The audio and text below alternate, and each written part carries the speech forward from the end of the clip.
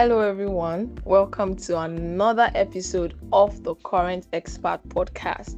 My name is Tolulope Oga, and I'm super delighted to have you on this episode.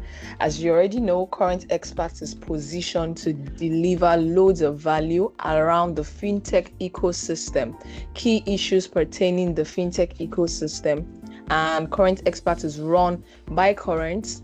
And thank you so much for your feedback, comments, contribution, and simply your support on our previous episode of the podcast. Today, we're going to be discussing something crucial. And the topic before us is the cybersecurity culture shift. Why employee training is as important as firewalls. And today, in the studio with me, I have with me Sulaimon Braimah, and we're going to be considering this crucial topic. But as you know, I always do a bit of intro for my guest. So I'm going to go straight to reading Sulaimon's bio right now. Sulaimon is a certified information security professional with extensive experience in building resilient cybersecurity programs across financial and technology sectors. As an InfoSec manager at Core Technologies, he drives enterprise-wide security operations, risk management, and compliance with global standards like the ISO 27001 and the PCI DSS. He's skilled in security operations, cloud security, and incident response. He has a proven track record of mitigating threats and enhancing organizational security posture, holding certifications such as the CISSP and the ISO 27001 lead implementer.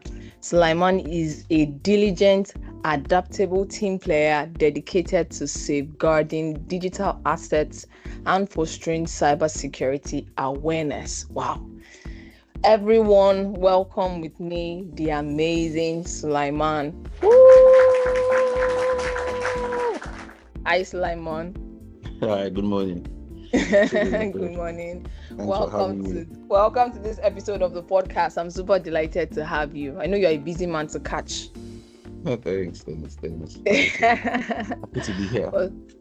Awesome. Thank you so much for agreeing to do this. So I'm just going to drop right into the questions. But before we do that, I just want to ask you, tell us one fun fact about you. I know you're a serious person, but tell us just one fun fact about you, or rather tell us one thing that people won't necessarily know about you on first glance. That I'm very playful, I think. That you're very? I'm very playful. People, I think this, I've gotten a couple of compliments or comments sometimes that I tend to be, when people first meet me, they think I'm stern, or like mean even. That, I don't laugh and stuff, but when they get to know me, like, I'm a very playful person, yeah. Awesome. Okay, true. I can attest to that. Okay, so Sulaimon, let me go straight into the questions. So, as an expert in cybersecurity, what are the biggest cybersecurity threats facing financial institutions in Africa today? To be very honest, I would say based on, past occurrences or recent occurrences and data, it will be social engineering attacks, and that's a broad term for things like phishing. So I'd say phishing attacks, which is a kind of social engineering scam. Social engineering scams have to do with behaviors, right?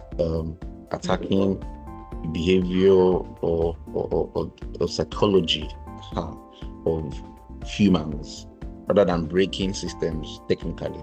Do you understand? Or looking for weaknesses in systems. They focus on, playing on psychology of humans. So that has been very successful worldwide, especially in Africa too, and financial systems. So it's a form of social engineering attack, right? Social engineering scams, phishing, business email compromise, very successful too. BEC scams. We have also malware. Ransomware is a thing now. Ransomware is a kind of malware, malicious software, and those in fact, a lot of organizations are very scared of malware because they've seen how devastating it can be to to other, when they've seen the kind of things it's done to other institutions. So ransomware, or more generally malwares, right? Viruses, worms, etc., stuff like that. Then insider threats. Insider threats are very much overlooked, but because a lot of times people are preparing their defenses against, hackers and external threats, but insider threats are some of the most devastating things because these are carried out by people that already know the system and are within the system, right? So those ones too are really a very, very big threat to institutions across Africa today. Yeah. Awesome. Thank you so much. So I've heard you talk to malware, internal threats. I think you mentioned phishing as well, and then social engineering. Awesome. So, but I mean, the threats are obvious to at least for every institution that has encountered them, or even on a personal basis aside institutions. But why do you think many organizations prioritize firewalls and software over employee training in building a cybersecurity strategy that mitigates against these threats? Okay, so if you want to talk about cyberspace, cybersecurity threats, right? What immediately comes to mind would be things that are technical. For example, you got things like denial of service. That's a DOS attack that attacks the availability of systems, right? You talk about, like I've already mentioned, malware, for example. And inherently, when you discuss, we need to, or you talk about how to safeguard your digital space, your digital assets, what comes to your mind first is solutions, tools. I mean, and that's not bad, but in the development of a proper, robust security program to safeguard against all forms of cyber threats, of course, awareness is very important because it's human. Now, people or non-technical people or non-security people or non-security inclined people won't talk about firewalls because it is your first, usually, your cyberspace or your own assets in the cyberspace will be guarded, your network environment will be guarded by firewalls, your external firewalls. Most of the times, it can be your web application firewalls or your regular traditional firewalls, right? So it is like the first layer of defense against, because we are all operating in cyberspace. It's like having your own house or your own environment in the cyber world. You want to guard, you want to put up firewalls and fences, something like that. So people would think first, let me ensure that my walls are high enough, have barbed wires. I'm just giving, trying to put real life examples now. Before I now go and train the staff or the maid and say, if somebody calls for me, you must ask for this, or you train security personnel at the gates or your staff on the grounds. People first focus on, let me have the best firewalls, let me have the best tools, security lighting and stuff like that. So that's why, in considering all the threats that are available today, you want some things that people tend to want to focus on, tools that they are created for this in the first place. So you want to put those things in place. And a lot of times you think that, that's enough.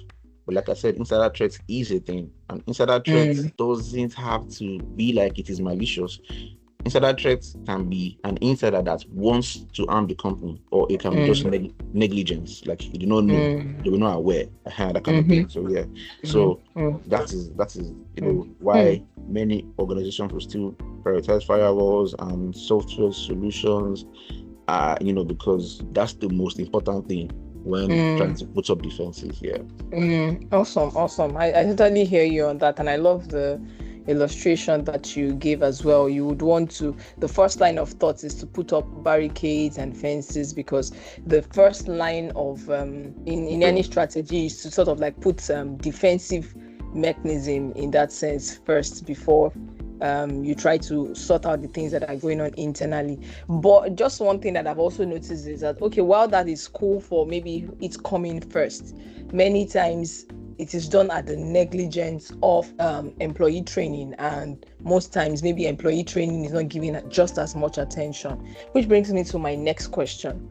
So why is human error still one of the biggest vulnerabilities in cybersecurity today? And can you share real-world examples of cyber attacks that have occurred due to employee negligence or lack of awareness? The way this thing works, right? The biggest vulnerabilities, right, in cybersecurity, you can think of many things technically, like there's a long list, web applications, mobile applications, vulnerabilities or weaknesses within your infrastructure, maybe the way you configure your systems, or you're using outdated software or patches, etc. Now, those things, we already know them. Like, there are things that kind of like, okay, these are things you expect to see when you're talking about vulnerabilities or here. But now, why these things are, while they are actually issues, human error is going to keep being one of the biggest, because hackers or malicious actors, their focus is not on the technology now, trying to break a firewall, excuse me, or compromise your systems and stuff like that. They are trying to break people. What they want to do is hack people, so to speak.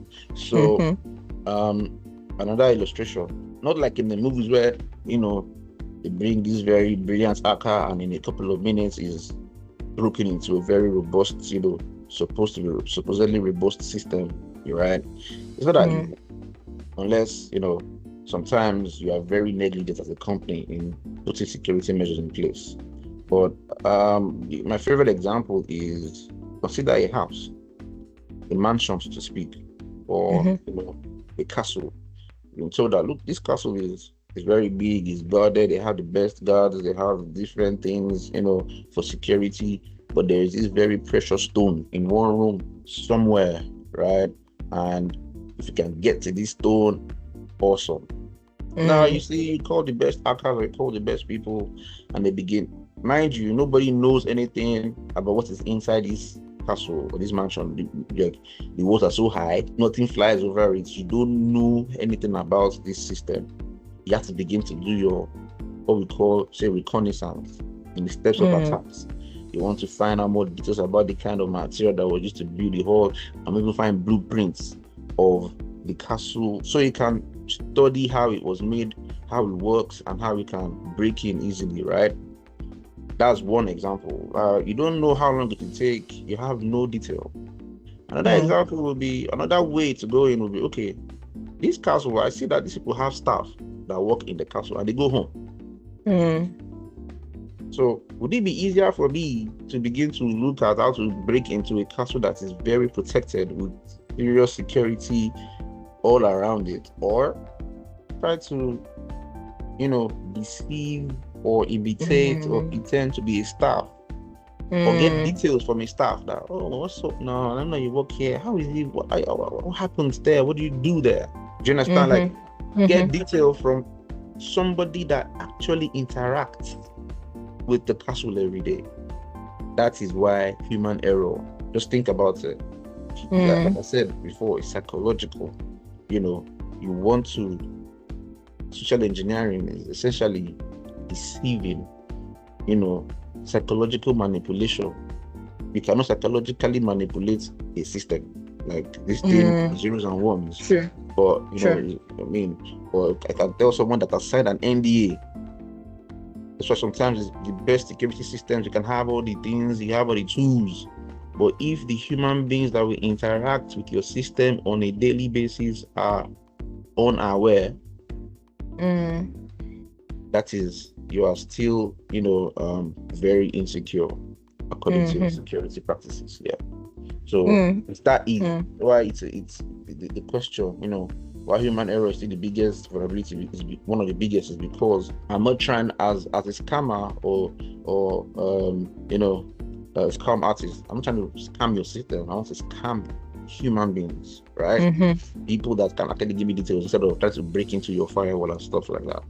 That's it. That answers that. Now the second part of the question, to talk about what examples, there's a lot, but I think I don't mention two popular ones. Maybe Facebook and Google. were victims of a phishing scam that, they lost combined over $100 million, more than Whoa. Yeah, I think this Mm. was a couple of years back. But Mm. essentially, this is just brilliant. Like, this is how easy it is. You can it's difficult for you to just ask Google or Facebook, right? These are giants, and their security systems are very, very, very, very, like, robust and tough. Mm. But what this guy did, there's a guy sitting in Lithuania, right? Mm-hmm. He found out that there is a company, a legitimate company, that provides service to Facebook and Google, right? So what he did was imitate that company, like set up a domain, fake domain, make it look Mm. like it is that company, and sent invoices to fake emails, fake invoices to the employees at Facebook and Google, right? And those guys they're just honoring the invoices, they're just paying because it Wow. looks like the thing, right? But if there was a process in place, if they'd be well aware at that time that, okay, a process, for example, would be how invoices are treated, how Mm. payments are made. At core, for example, now you know that we have a system for these things. If there are things Mm-hmm. that will verify these things first, right? And then a process, and then an awareness about, oh, guys, look at this, teaching staff how to, first of all, know of these scams, and then how to recognize, and some of the kind of ways that they can use to recognize and detect these things, and how to report it to escalate it, right? These will be implemented. So that's one very famous one. This was like over $100 million. And then 2020, there was another one. There's a US healthcare provider, Elara Caring, with phishing attack also. Targeted just 2 employees.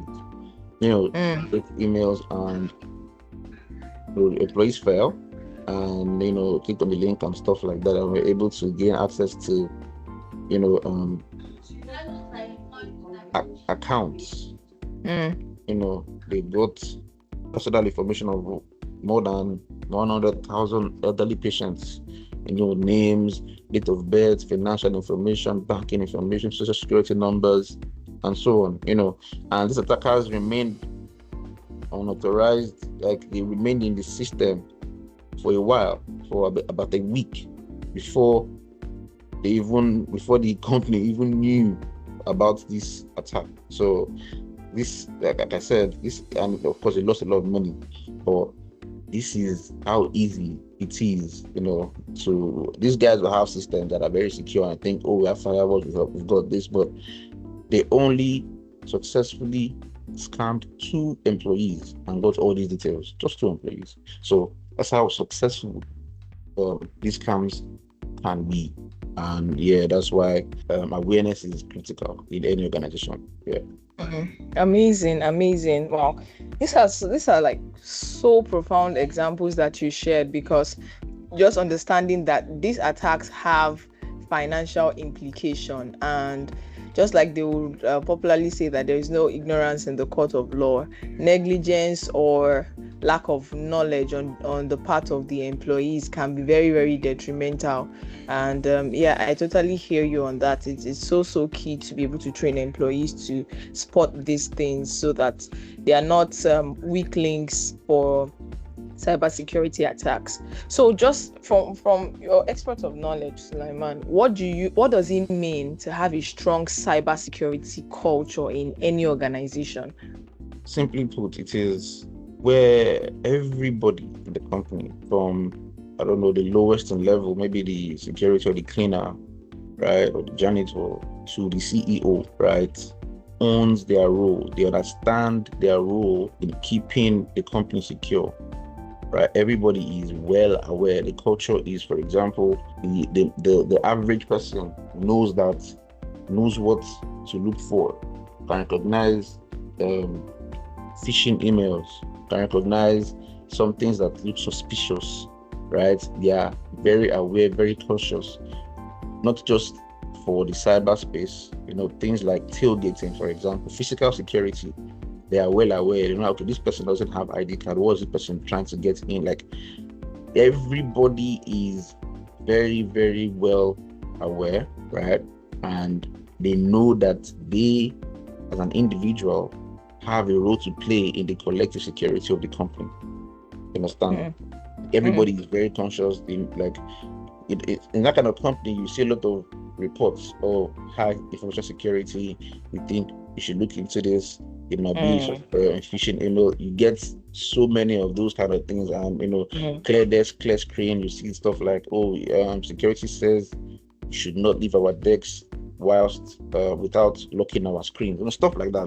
So everybody is well aware, even no matter the it's not just security guys alone or infosec guys. Everybody has owned that process to keep the company secure. Yeah, so that's a very I would say strong cybersecurity culture. Okay, awesome.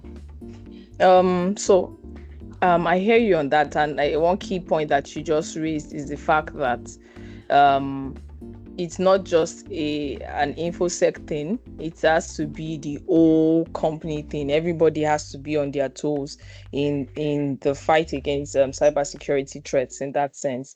So, which brings me to my next question. So, what would you say an ideal cybersecurity training program for employees should include? And how often should organizations conduct these security awareness trainings? Okay, so typically topics should include training programs for cybersecurity training programs for employees would include things around social engineering scams, right? And the tactics, things like I said, phishing, the kinds of phishing, like different kinds of phishing. Like the ones that, email is a popular one, that's phishing. There's the one that you get a phone call, phishing. There is the one for text messages, phishing.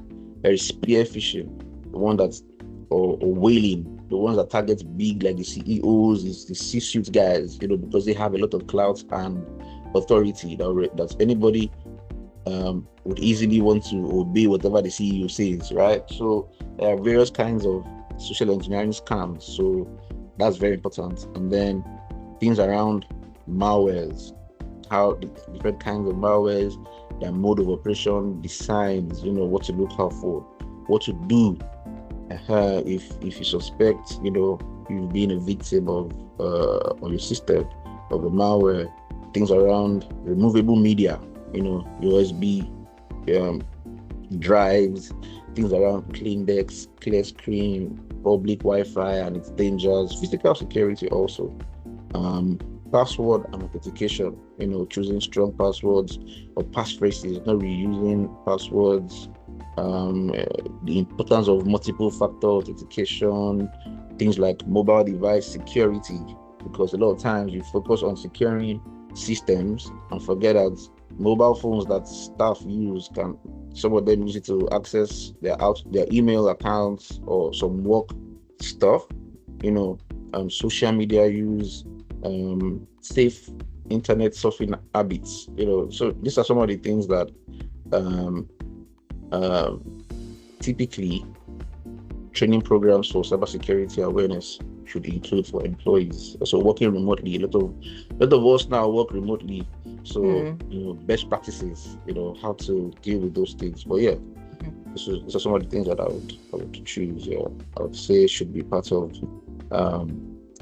training programs. And then the other part that talks about how often, for example, at least quarterly, but ideally there should be micro trainings in between. For example, our core, we do this monthly article that speaks to current say trending threats, right, in the cyberspace or the landscape.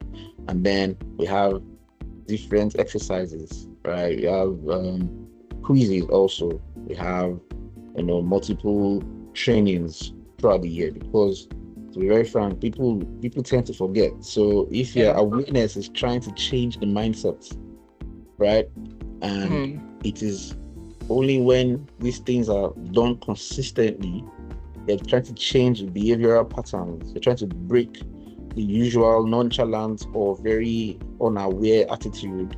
So you want them to now live that way, exemplify what you want, even when they're in the office. So whether they're not working, so it's a behavioral thing. So it needs to be consistent, such that even whilst not doing anything relating to work, it can be, people that you've trained outside of work can also impact their family members or their friends or their in other gatherings, that we should use multiple factor authentication, we should learn to do this, don't do that, don't use public Wi-Fi without this, stuff like that. So it's a behavioral thing, so it should be consistent at least. Amazing. I totally hear you on that. Once every quarter at least, and then in between we have that constant reiteration so that people don't forget, because like you said, it's more of like a mind re-engineering and helping people to build that security consciousness, much more than do's and don'ts, don't do this, don't do that. It's more of help training people such that they are even able to spot these attacks even without necessarily tailing people in that sense. Awesome. I'm sure that would be like a very key insight for organizations who are listening in. So Sulaimon, thank you. This has been an awesome conversation so far. We're wrapping up already, so I have a couple of more questions to ask. So what role do you think leadership plays in fostering a cybersecurity conscious workforce, and how do organizations measure the success of their cybersecurity training programs? Thank you. Straightforward. In any organization that wants to be successful in anything, to be honest, leadership starts with the leadership. It begins with leadership. So human beings are very difficult to appeal to sometimes, or make to do something, especially when it's not as if it is why you employed them. Do you understand? Like, we have goals to do, or something like that. But when the body language of the leaders clearly show this is what we want in this company. For example, the C-level, the C-suite folks in the organization are actively participating in awareness exercises, right? They're talking about it. You can hear it in their emails, in their speeches. We're doing today, for example, TGIF or something, in their gatherings, in their speeches, right? You see them actively supporting and driving how important it is, right? And then see policies are being put in place, because policies are like the Bibles, right, of companies. Like, these are the things that must be followed in the company. So leadership is very important, because they would set the pace. They are the ones that would, so to speak, set the vibe, so to speak, where like this is what we want in our company. For example, the CEO, you see the CEO being nonchalant, or somebody C-suite guys being nonchalant with these things. They don't attend this stuff, they don't take the test, they don't care about these things. It will be difficult to now have that kind of very conscious workforce in terms of security awareness in that kind of organization, because these guys don't even care. But when everybody is seeing that the leaders of the company are enforcing these things, are talking about it, they're taking it seriously, and then they're putting policies in place. They're putting policies, they're making things like, sometimes some organizations will give incentives that, okay, the person that will get highest in this exercise will be given a incentive, just to like make it engaging and make everybody aware that this is from the top. It's not security that is pushing this stuff alone. It's not the CISO, it's not the managers or the security analysts. It is from us. We want our company to be very, very tight in this regard, and you see that it will trickle down. So it is always very important for leadership to be very involved in these processes, to have that ripple effect across the organization. Yeah. And then, how do you measure? So to be very honest, there are various ways, right? But I think the starting point would be to first conduct what we do at Core.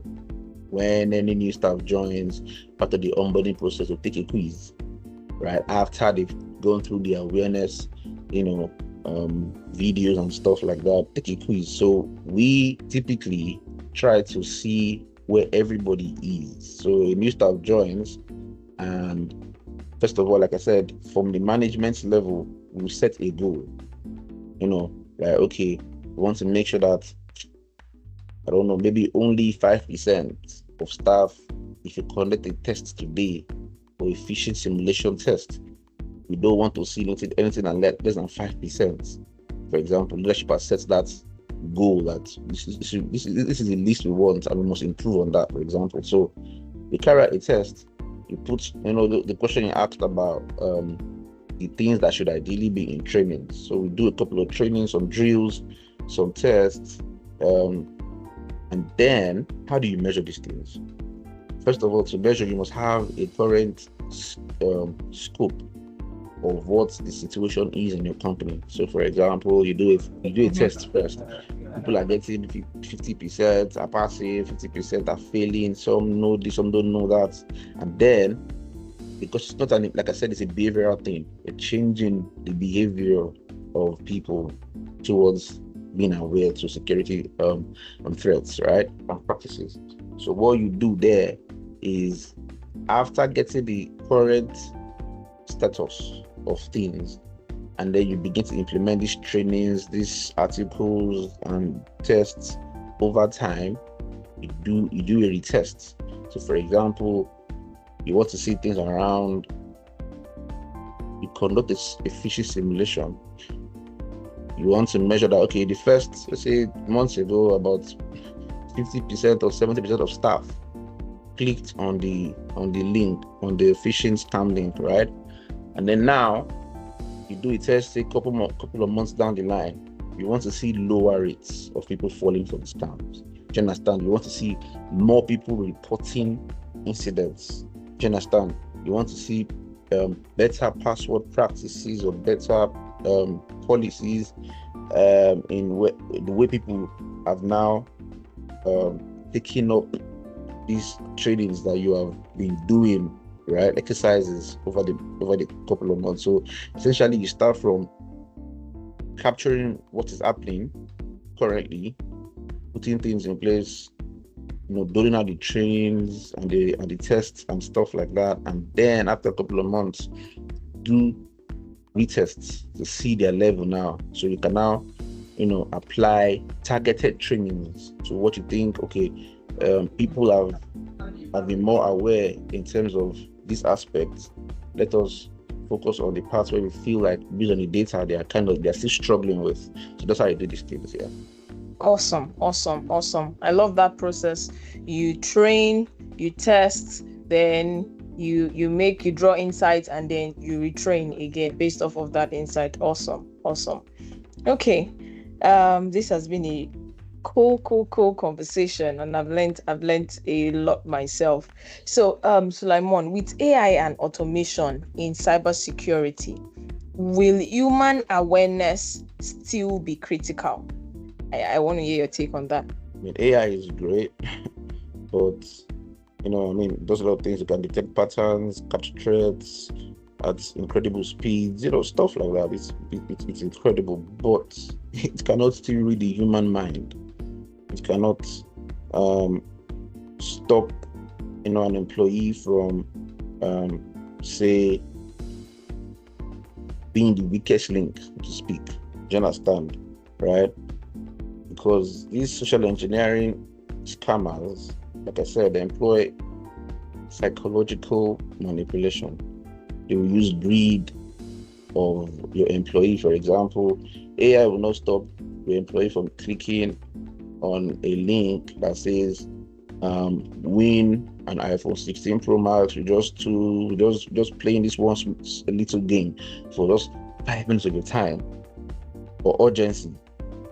I pretend to be the CEO, and I tell you, you must give me this access right now. Do you understand what I'm saying? Like, these are not things that AI can mitigate against, because again, it's human behavior. So AI is good, and it's making waves in security. Some things are going on, but in the end, awareness is about human behavior, right? Attackers in this regard are appealing to emotion like fear, greed, They use urgency, they want to scare you, tactics. AI cannot stop these things. Yeah. Amazing. I totally hear you on that. And you're sort of like one of the first persons that in this particular AI conversation, usually I've had several guests come on board. It's almost like, oh, AI is doing great stuff. It's but you are the first person that, or maybe the second person that sort of bringing this perspective of human behavior is still human behavior, as much as AI is here to sort of like enhance the things that we do in terms of speed and the rate of output and quality of work. Human behavior is still human behavior, and it's something that AI cannot help us like respond to. Amazing. So my last question for you is this. So what is the one key takeaway you would like organizations to remember when it comes to employee training in cybersecurity? Just that one key takeaway. I'd say, to be honest, cybersecurity is everyone's responsibility.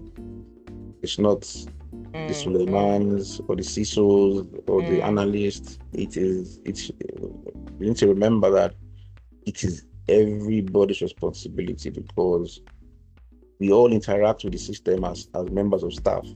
So you can have the best tools, you can have the most, in fact, a very strong policy and stuff like that. But now the thing is, human beings still, people will still interact with your systems based on their roles and job functions. And security or the CISO cannot be there to stop, say, the finance person from clicking in a phishing link, or at the same time, the human resource person from giving out information unwittingly to an attacker. Or do you understand? So like the company has various people doing different things within the company. So security cannot be everywhere at the same time. The tools will do things as much as it can, but they too, they are even like not, sometimes there can be downtime. So systems cannot work or something like that. Some errors will be thrown, but human beings are always going to be there. And if they understand that, what's important thing to me here is cybersecurity is the responsibility of every single person. Yeah. Amazing. Cybersecurity is the responsibility of every single employee in any company. It's not just left to the InfoSec team, the CISO, or just a particular set of people to drive. It is everybody's responsibility. Amazing.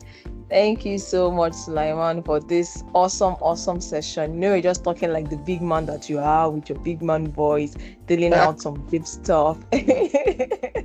Thank you. Awesome. Thank you so much for your time. And this has been an engaging conversation. Filled with loads of value. And I know every single person that listens to this will be able to draw one or two things in terms of employee training and integrating that into their cybersecurity strategy. Thank you. And I hope when I reach out again, you definitely grant us your time again. Awesome. Thank you so much, everyone. Thank you, Sulaimon. Thank you, everyone, for tuning in to this episode of the podcast. Till we come your way again next time, keep being amazing. Bye, everyone.